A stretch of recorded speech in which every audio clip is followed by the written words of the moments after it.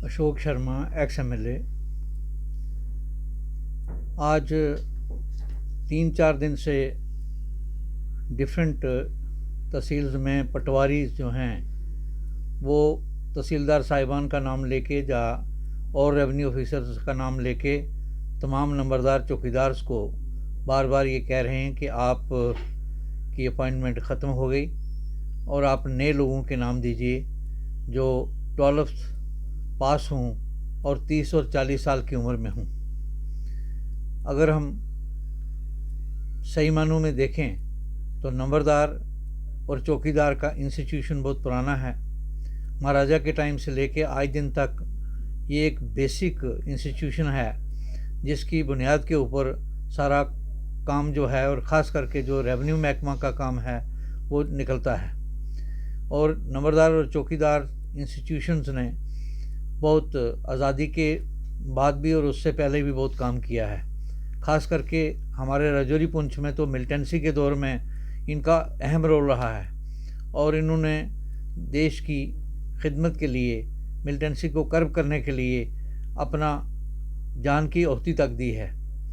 लेकिन आज यकायक सरकार के जहन में जा सरकार की पुश्ते पनाह पे जा उसकी बगैर पुश्ते पनाही ही कोई ऑफिसर साहिबान इस इंस्टीट्यूशन को तबाह व बर्बाद करने में लगे हैं। हालांकि जो नंबरदारी एक्ट है वो बड़ा स्पेसिफिक है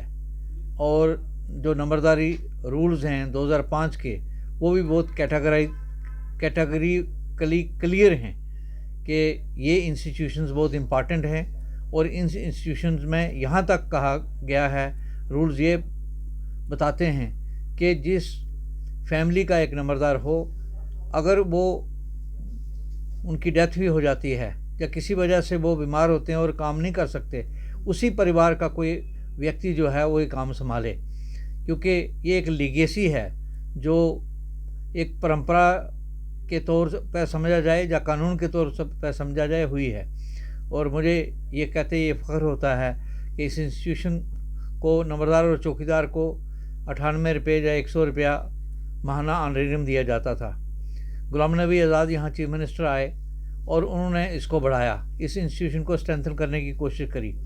और फिर उसके बाद हर सरकार ने का प्रयास रहा कि ये इंस्टीट्यूशन जो है एक बड़े और पूरी तरह से काम करे और इनको भी एक इज़्ज़त अफजाई हो। इस इंस्टीट्यूशन को कि जो इनका प्राइड है, इनका रुतबा जो है वो गांव में सबसे बड़ा माना जाता है। तो गांव का जो बड़ा होता है उसकी सब इज़्ज़त मान और आदर करते हैं, लेकिन इस तरह से रात को, दिन को, सुबह शाम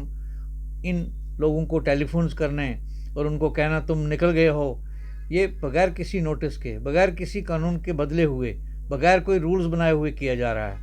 मेरी जम्मू कश्मीर यूटी के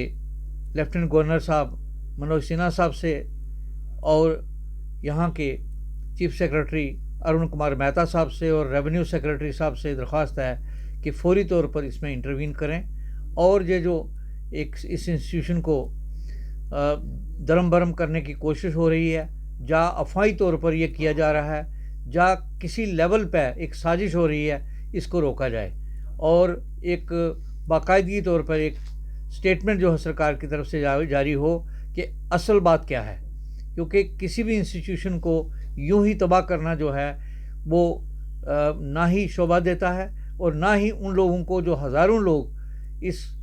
जम्मू कश्मीर में इसके साथ कनेक्टेड हैं और जिनकी रिस्पेक्ट, डिग्निटी, ऑनर, प्रेस्टेज जो है वो अपने अपने गांव में, अपने अपने फील्ड में बना हुआ है। हम सब की जिम्मेदारी है कि हम जो इंस्टीट्यूशंस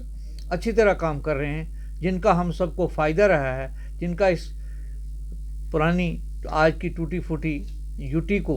यानी रियासत जम्मू और कश्मीर को या इस देश को फ़ायदा रहा है, वो इंस्टीट्यूशन यूं ही बर्बाद नहीं होने चाहिए। मुझे पूरा यकीन है कि जनाब लेफ्टिनेंट गवर्नर साहब, चीफ सेक्रेटरी साहब और रेवेन्यू सेक्रेटरी साहब इसमें ज़ाती जो है इंटरवेंशन करेंगे और इस असमंजस की सिचुएशन को, इस ऐसे हालात को जहां बिल्कुल अफरा तफरी का माहौल बनने की कगार पे है, इसको रोकेंगे। जय हिंद, जय भारत।